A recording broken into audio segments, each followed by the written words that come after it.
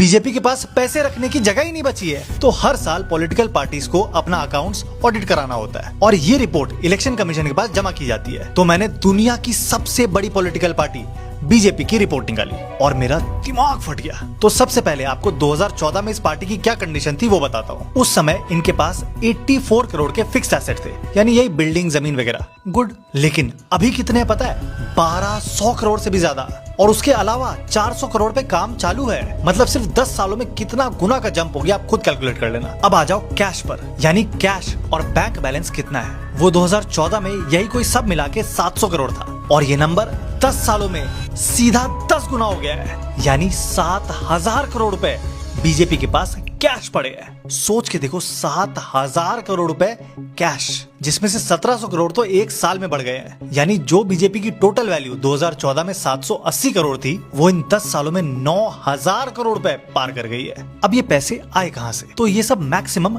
Donation यानी चंदे से आए हैं। जैसे 2014 में एक साल में बीजेपी को 640 करोड़ रुपए मिले थे, लेकिन 2023-24 में कितने मिले पता है? 3900 करोड़ रुपए। अब आप बोल सकते हो तुझे क्या, लोग बीजेपी को पसंद करते हैं इसलिए डोनेट किया होगा, लेकिन ऐसा नहीं है। इसमें से मैक्सिमम पैसा आपने, हमने नहीं, बल्कि बड़ी बड़ी कंपनीज ने दिया है। अब आप खुद सोचो, कोई किसी पॉलिटिकल पार्टी को इतने पैसे क्यों देगा? मैं बताता हूँ क्यों देगा।